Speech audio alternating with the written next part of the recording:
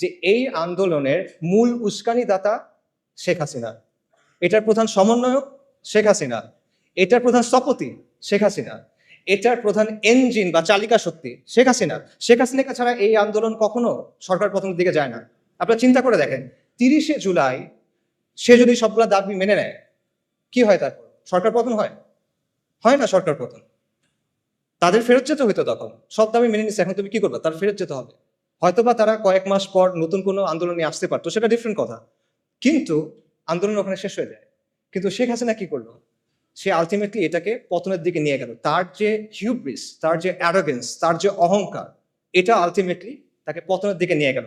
এবং এইখানে আমি আসলে ফিরআউনের সাথে একটা মিল দেখতে পাই। ফিরআউনের কথাটা চিন্তা করে যে বনী ইসরায়েল যখন লোহিত সাগরের সামনে গেল, মুসা আলাহিস সাল্লামের পেছনে পেছনে সাগর ভাগ হয়ে গেল, বনী ইসরায়েল সাগরের মধ্যে চলে যাচ্ছে। ফিরআউনের কি দরকার ছিল তার পেছনে পেছনে যাওয়ার? সে কি গেইন করতো এখানে? বনী ইসরায়েল তো চলে যাচ্ছে। বনী ইসরায়েল তার পাওয়ার জন্য কোনো চ্যালেঞ্জ না। বনী ইসরায়েল তার সিংহাসন নিতে চায় না। তাহলে সে কেন যাচ্ছে? সে দেখতেছে তার সামনে একটা সমুদ্র লিটারালি ভাগ হয়ে গেছে, একটা সুপার ন্যাচারাল ইভেন্ট তার সামনে ঘটতেছে। সে বুঝতেছে এটা দুনিয়াবি কোনো শক্তির কাজ না। তাও সে কি করতেছে? তার মনে হলো যে না, এর পিছিয়ে আমি যাই। এটা কেন? এটা তার অ্যারোগেন্স। সেই তো বলছিল আনা রাব্বুকুমুল আলা। এটা তার অহংকার, এবং এই অহংকারটাই তার পতন নিয়ে আসছে। এবং সেই ব্যাপারটা আমি বলবো যে শেখ হাসিনার ক্ষেত্রে হয়েছে। আল্লাহ এইভাবেই তার পতনটা রাখছেন। এটা কদর আল্লাহ। এই আন্দোলন নিয়ে অনেক ধরনের তত্ত্ব আছে, অনেক ধরনের ষড়যন্ত্র তত্ত্ব আপনারা শুনবেন। যেমন ধরেন, কেউ আমেরিকার কথা বলবে, কেউ কালার রেভলিউশনের কথা বলবে, কেউ এনইডির কথা বলবে। এবং এই কথাগুলোর যে একেবারে মেরিট নাই, আমি সেটাও মনে করি না। এখানে কিছু মেরিট থাকতে পারে, but at the end of the day দুটো পয়েন্ট আমাদের স্বীকার করতে হবে।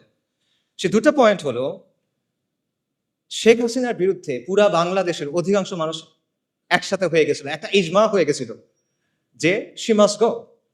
অ্যান্ড সেকেন্ড পয়েন্টটা হলো, দুনিয়া চালায় কে? আল্লাহ। আল্লাহ মালিকুল মুলক, আল্লাহ আল জব্বার আল মুতাকাব্বির, এবং আল্লাহ আল লতীফ আস-সাতুর। ওয়াল্লাহু গালিবুন আলা আমরি ওয়ালাকিন্না আকসারান নাসি লা ইয়ালামুন। আল্লাহ তার কর্ম সম্পাদনে প্রবল, যদি অধিকাংশ মানুষ তা জানে না। অনেক মানুষের অনেক পরিকল্পনা থাকে, মাখলুকের অনেক পরিকল্পনা থাকে, অনেক ষড়যন্ত্র থাকে, but at the end of the day কার ইচ্ছা বাস্তবায়ন হয়?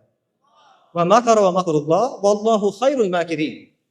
সবাই পরিকল্পনা করে, আল্লাহও পরিকল্পনা করে, আল্লাহর পরিকল্পনা বাস্তবায়ন হয়। ওয়ালা গালিবা ইল্লাল্লাহ ওয়া হুয়া আলা কুল্লি শাইইন কাদির।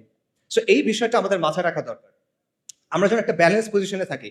ব্যাপারটা যেন এমন না হয় যে আমরা চিন্তা করতেছি যে কেউ সেভিয়ার আসছে আসমান থেকে নেমে বাংলাদেশকে অনেক কিছু করে দিবে, এরকম কিছু আমরা চিন্তা করার দরকার নাই। আবার আমাদের এটাও চিন্তা করার দরকার নাই যে সবকিছুই মনে হয় ইলুমিনাতি করে বা আমেরিকা করে বা অমুক কেউ করে। ব্যাপারগুলো আসলে এরকম না।